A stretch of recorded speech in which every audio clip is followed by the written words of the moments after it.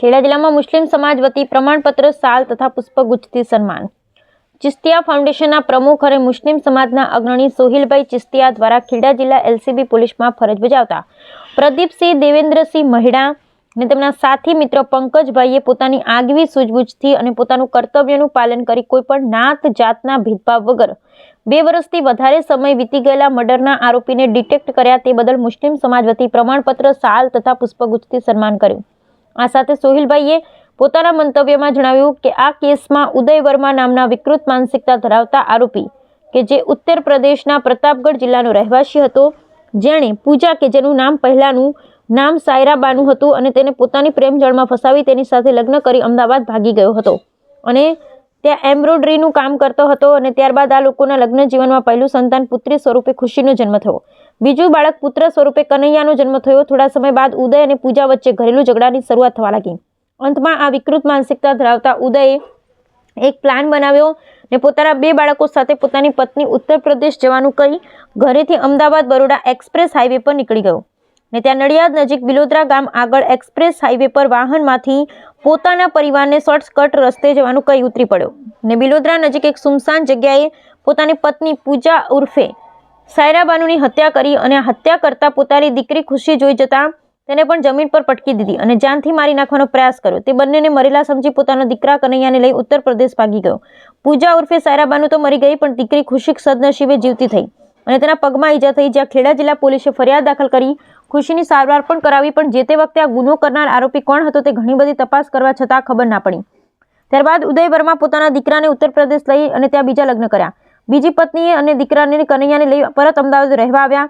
હત્યાના બનાવને આશરે 2 વર્ષ વીતી ગયા બાદ આ ઉદયની બીજી પત્ની તથા ઉદયના દીકરા કનૈયાને એકબીજા સાથે ઝઘડા થતા ને ફાવતું ન હતું, જેથી અવારનવાર નાના મોટા ઝઘડા થતા, જેથી ઉદયે બીજી વખત પોતાની વિકૃત બુદ્ધિનો ઉપયોગ કરી એક નવો પ્લાન બનાવ્યો ને બીજી પત્ની અને એનો દીકરો કનૈયા અમદાવાદથી ઉત્તર પ્રદેશ જવાના બહાને નીકળ્યા અને વાસદ નજીક એક સુમસાન જગ્યાએ કનૈયાને જાનથી મારી નાખવાનો કારસો રચ્યો. બંને પતિ પત્ની કનૈયાને મારી ત્યાંથી ભાગી છૂટ્યા. સદનસીબે કનૈયો જીવતો નીકળ્યો. તેના બંને પગ ફ્રેક્ચર હતા ને અંતે વાસદ પોલીસે કનૈયાની સારવાર કરાવી. તેના પરિવારજનોને શોધવા વાસદ પોલીસ ઇન્સ્પેક્ટર ડોડિયા સાહેબ એક પ્રેસ નોટ અને પોસ્ટ કનૈયાના ફોટા સાથે વાયરલ કરી, જે પોસ્ટ નડિયાદ આઈસીબીમાં ફરજ બજાવતા પ્રદીપસિંહના ધ્યાને આવતા તેઓને આમ ક્યાંક ને ક્યાંક આ કનૈયાના સંબંધ ખુશી સાથે છે તેમ જાણતા તેઓએ આની ઊંડાણપૂર્વક તપાસ કરતા સાચી હકીકત બહાર આવી. ખેડા જિલ્લા પોલીસે આરોપીને પકડી પાડ્યો. આ વાતથી સાબિત થાય છે ખેડા જિલ્લા પોલીસ અને ખાસ કરી પ્રદીપસિંહ તથા પંકજભાઈ કોઈપણ નાત જાતના ભેદભાવ વગર આ સમગ્ર ઘટનાની નિષ્પક્ષ તપાસ કરી અભિનંદનને પાત્ર કામગીરી કરી છે, જે સમાજ અને ખાસ કરી પોલીસ તંત્ર માટે દાખલારૂપ છે. આ સાથે સોહિલભાઈ ચિસ્તિયાએ ખાસ જણાવેલ કે આ સમગ્ર ઘટના એક ઉત્તમ ઉદાહરણ એવા લોકો માટે છે આજકાલના નવયુવાન યુવતી પોતાનો ધર્મ છોડી બીજા ધર્મમાં લગ્ન કરે છે. આમાં મોટાભાગના કિસ્સામાં આવું જ પરિણામ આવે છે. જ્યારે પણ આવા કિસ્સા આવે તો તેનો પાછળનો આખો પરિવાર વેરવિખેર થઈ જાય છે. બંને સમાજ વચ્ચેની દુશ્મની વધતી જાય અને ક્યાંક ક્યાંક કોમી એકલસા અને ભાઈચારાનું વાતાવરણ ડહોળાય છે. જે ટાઈપ મુસ્લિમ દીકરી હોય તો ભગવો લવ ટ્રેપ અને હિન્દુ દીકરી હોય તો લવ જેહાદ નામ આપી દેવામાં આવે છે. પણ આવા કામ કરનાર લોકોનો કોઈ ધર્મ નથી હોતો, જેથી સમાજ કે પોલીસ પ્રશાસને આવા લોકો સામે કડક પગલાં લેવા જોઈએ, જેથી સમાજમાં આવી રહેલી ખોટી ગંદકી સ્વરૂપ પદ્ધતિ બંધ થાય. કોઈપણ સમાજની દીકરી બીજા સમાજમાં પોતાનો ધર્મ છોડી ના જવી જોઈએ. શક્ય હોય તો સરકારે પણ આવા કાયદાની રચના કરવા જોઈએ, જેનાથી સમાજમાં એક સુધારણ પણ આવી શકે તેમ જણાવ્યું. નમસ્કાર દોસ્તો, હું સોહિલ ચિસ્તિયા. આજ રોજ મુસ્લિમ સમાજ અને ચિસ્તિયા ફાઉન્ડેશન વતી હું સોહિલ ચિસ્તિયા ખેડા જિલ્લા પોલીસ અધિક્ષક સાહેબશ્રીની કચેરીમાં એલસીબીમાં ફરજ બજાવતા પ્રદીપસિંહ દેવેન્દ્રસિંહ મહેડા અને તેમના સાથી મિત્ર પંકજભાઈનું સન્માન કરવા ગયેલ હતા. સન્માન કરવા જવા પાછળનું મુખ્ય કારણ એવું હતું કે પ્રદીપસિંહ દેવેન્દ્રસિંહ મહેડા અને પંકજભાઈ અને તેમની તમામ ખેડા જિલ્લા પોલીસની આ કામમાં કરનાર ટીમે ભેગા મળી પોતાની આગવી સૂઝબૂછથી અને ટેકનિકલ મદદથી 2 વર્ષથી વધારે સમય વીતી ચૂકેલા અનડિટેક્ટેડ મર્ડર કેસના ગુનામાં આરોપીની શોધ કરી લીધી અને આ આરોપીને પકડીને તેની ધરપકડ કરી જેલ હવાલે કરી દીધો. પણ આ વાત બિલકુલ સરાહનીય છે. ખેડા જિલ્લા પોલીસને મારું સેલ્યુટ છે અને અભિનંદનને પાત્ર છે કે કોઈ પણ જાતના નાત જાત ભેદભાવ વગર નિષ્પક્ષ કામગીરી કરી અને આ આરોપીને જેલ હવાલે ધકેલી દીધો. પણ તેની સાથે સાથે મારું આપ સૌ તમામ ધર્મના લોકોને આ વિડીયોના માધ્યમથી એક આ વાતની હકીકતથી જણાવવું છે કે જેથી કોઈ પણ સમાજની બેન દીકરીઓ ખોટી પ્રેમ જાળમાં ફસાઈ અને તેનો આવા દિવસો ના આવે, આ એવો એક ઉદાહરણરૂપ કિસ્સો છે. આ કિસ્સાની અંદર હકીકત એવી છે કે આ મરણ જનાર પૂજા, કે જેમનું ઓરિજિનલ નામ હતું સાયરાબાનુ, પૂજા ઉર્ફે સાયરાબાનું મૂળ રહેવાસી ઉત્તર પ્રદેશના પ્રતાપગઢ જિલ્લાના હતા. અને ઉદય વર્મા, જે વિકૃત માનસિકતા ધરાવનાર યુવક, તે પણ ઉત્તર પ્રદેશના પ્રતાપગઢ જિલ્લાનો હતો. ઉદય વર્મા એ પોતાની વિકૃત માનસિકતા, વિકૃત બુદ્ધિથી આ સામાવાળા પૂજા ઉર્ફે સાયરાબાનુને પ્રેમજાળમાં ફસાવી તેને સાથે લગ્ન કર્યા હતા. લગ્ન કર્યા બાદ આ લોકો ઉત્તર પ્રદેશનો પ્રતાપગઢ જિલ્લો છોડી અમદાવાદ ખાતે રહેતા હતા અને અમદાવાદ ખાતે એમ્બ્રોઇડરીનું કામ કરી પોતાનું ગુજરાન ચલાવતા હતા.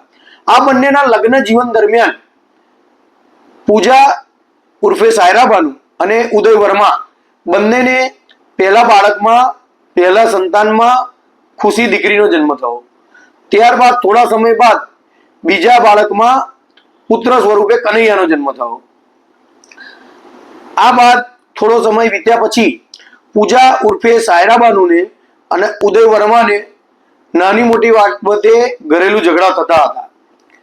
આ ઝઘડાનું પરિણામ એકવાર એવું આવ્યું કે આ વિકૃત માનસિકતા ધરાવનાર ઉદય વર્મા, કે મારી દ્રષ્ટિએ આનો કોઈ ધર્મ જ ના કહેવાય, એની વિચારધારા આવી હોય એટલે આ માણસે આ બેન સાયરાબાનુ ઉર્ફે પૂજા અને તેના બે બાળકોને યુપી પરત લઈ જવાનો પ્લાન બતાવી અમદાવાદથી બરોડા એક્સપ્રેસ હાઈવે પર નીકળી ગયા અને ત્યાં વાહન બિલોદરા મુકામે ઊભું રાખી અને આ ચારે ચાર લોકો ઉતરી પડ્યા.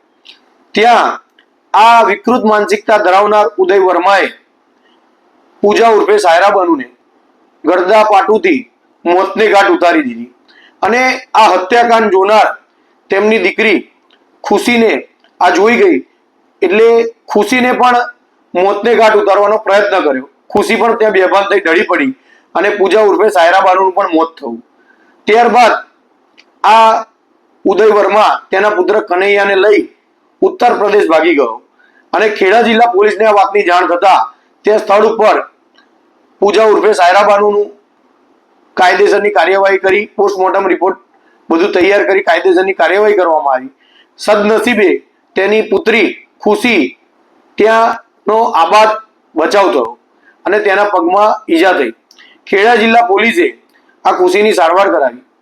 ત્યારબાદ આ હત્યારો ઉદય વર્મા ઉત્તર પ્રદેશ પરત જતો રહેલો અને ત્યાં જઈ તેણે આવી જ રીતે બીજી એક દીકરી સાથે લગ્ન કર્યા અને 2 વર્ષ જેટલો સમય વીતી ગયા બાદ તે લોકો અમદાવાદ ખાતે તેનો અગાઉનો દીકરો કનૈયાને લઈ અને તેની બીજી પત્ની અને ઉદય વર્મા અમદાવાદ ખાતે રહેવા લાગ્યા. શરૂઆતના દિવસોમાં બધું ઠીક હતું, પણ ત્યારબાદ ઉદય વર્માનો દીકરો કનૈયા અને તેની બીજી પત્ની બંને વચ્ચે ઝઘડા થતા રહ્યા. આ ઝઘડા વધતા ગયા. પરિણામે આજ ઉદય વર્મા કે જે ખુશી ઉર્ફે સાયરાબાનુનો હત્યારો હતો, તેને પોતાની વિકૃત માનસિકતા, વિકૃત બુદ્ધિ વાપરી બીજી વખત અમદાવાદ બરોડા એક્સપ્રેસ હાઈવે ઉપર આ લોકોને લઈને નીકળી ગયો અને વાસદ નજીક એક સુમસાન જગ્યા ઉપર તેનો દીકરો એટલે કે કનૈયાને મોતને ઘાટ ઉતારવાનો પ્રયત્ન કર્યો અને કનૈયાને જાનથી મારી નાખવાના પ્રયત્ન બાદ તે ત્યાં બેભાન થઈ ઢળી પડ્યો અને આ ઉદય વર્મા ત્યાંથી ભાગી છૂટ્યો.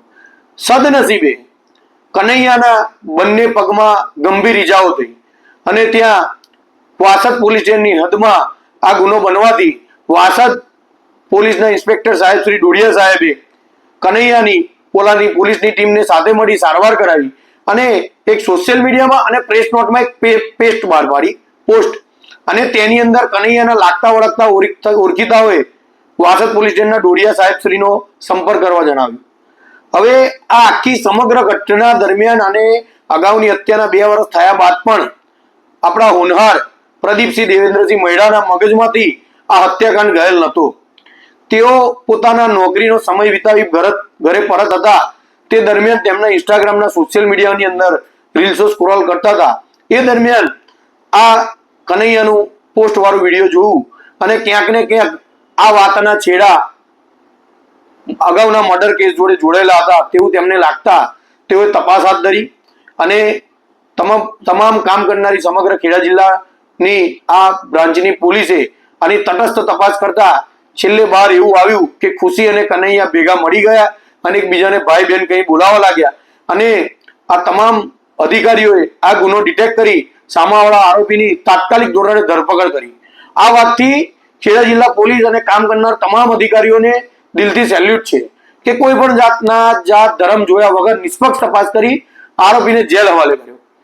પણ મિત્રો, આની સાથે સાથે મારું આપ સૌને જણાવવું કે આ અત્યારે ટ્રેન્ડ ચાલી રહ્યો છે અમુક લોકો દ્વારા કે જેઓનો કોઈ ધર્મ નહીં, નાત જાત નહીં, તેવા લોકો કે જે નથી હિન્દુ કે જે નથી મુસ્લિમ, તે એકબીજાના સમાજની છોકરીઓને લાવી લગ્ન કરવાની લાલચ આપવી, ધર્માંતર કરાવવું, આ એક ટ્રેન્ડ ચાલી ગયો છે.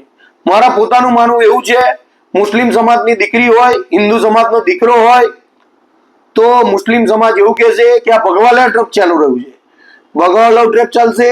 એની સાથે સાથે હિન્દુ સમાજની દીકરી હોય, મુસ્લિમ સમાજનો દીકરો હોય તો મુસ્લિમ સમાજ એવું કહે છે કે હિન્દુ સમાજ એવું કહે છે કે આ લવ જેહાદ ચાલી રહ્યો છે.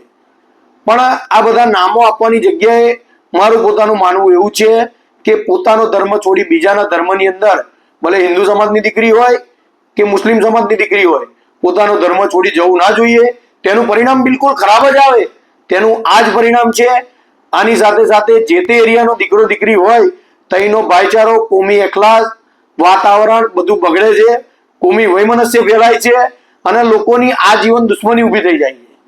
તો બે હાથ જોડી મારી મુસ્લિમ દીકરીઓ, હિન્દુ દીકરીઓ અને સર્વ સમાજની બધી દીકરીઓને મારી પ્રાર્થના છે, તમને બે હાથ જોડી વિનંતી કરું છું કે પોતાના સમાજને છોડી, પોતાના ધર્મને છોડી બીજા ધર્મને ના અપનાવો.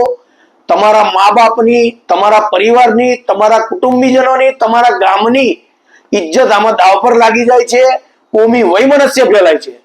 અને આવા જે લોકો નામ આપતા હોય ભગવા લવ ટ્રેપ, લવ જેહાદ, એ લોકોને પણ મારી બે હાથ જોડીને નમ્ર વિનંતી છે કે આપણે આવા કોઈ લોકોને સાથ સહકાર ના આપો, ઉપરથી આનો વિરોધ કરો.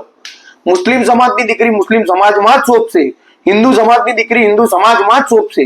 પણ આ રીતે ધર્માંતર કરી પોતાની મા બાપની લાજ ના ઉછાળો. આનું પરિણામ ખરાબ જ આવશે. તમે દુઃખી જ થશો. આમાં તમને માલિક કદાપી માફ નહીં કરે.